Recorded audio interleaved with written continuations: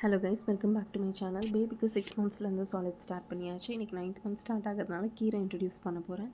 கீரைக்காக நான் எடுத்துருக்கிறது பார்த்திங்கன்னா fenugreek leaves. இந்த வெந்தயக்கீரை ரொம்பவே நல்லது.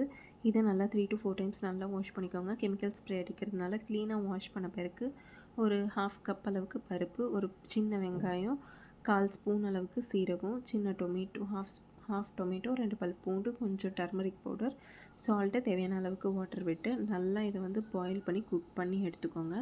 நான் இன்றைக்கி பார்த்திங்கன்னா ஒரு 4 to 5 விசில் விடுறேன். விசில் விட்ட பிறகு அதை நல்லா நம்ம மேஷ் பண்ணி கொடுக்கலாம். இல்லைனா மிக்சியில் ஒரே ஒரு அடி அடித்து கொடுங்க. எப்போயுமே பேபி ஃபுட்டு வந்து கொடுக்குறது ஸ்மால் சாஃப்டாக கொடுக்கணும் அப்படின்னு சொல்லுவாங்க. ஏன்னா அப்போ தான் சோக்கிங்கை நம்ம ப்ரிவெண்ட் பண்ண முடியும். ஃபுட் பைப் பக்கத்துலேயே மூச்சுக்குள்ளே இருக்கிறதுனால பேபிஸ்க்கு எப்போயுமே வெல் குக்குடாக மேஷ் பண்ணதாக அப்படி கொடுக்க ட்ரை பண்ணுங்கள். இப்போ பாருங்கள், நான் ஒரே அடி தான் அடிச்சிருக்கேன். அதனால் கொஞ்சம் கிரெயினி கன்சிஸ்டன்சியில் இருக்குது.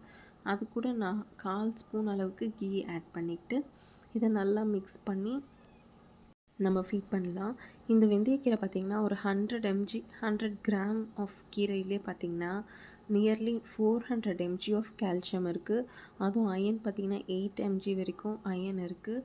மைக்ரோ நியூட்ரியன்ஸ்லாம் நிறையா இருக்கிறதுனால குழந்தைங்களுக்கு ரொம்பவே நல்லது. அவங்களோட ஸ்கின்னுக்கு, ஹேருக்கு ரொம்ப நல்லது. கீரையாக கொடுக்குறத விட இன்னும் மைக்ரோ க்ரீன்ஸாக கொடுத்திங்கன்னா இன்னும் நல்லது. அதாவது ஸ்ப்ரவுட்லேருந்து 5 to 6 days ஆன கீரையை கூட நம்ம கட் பண்ணி இதே மாதிரி செஞ்சு கொடுக்கலாம். வீட்டில் ட்ரை பண்ணி பாருங்கள். இந்த ரெசிபி ட்ரை பண்ணிவிட்டு உங்கள் கமெண்ட்டை சொல்லுங்கள். தேங்க்யூ.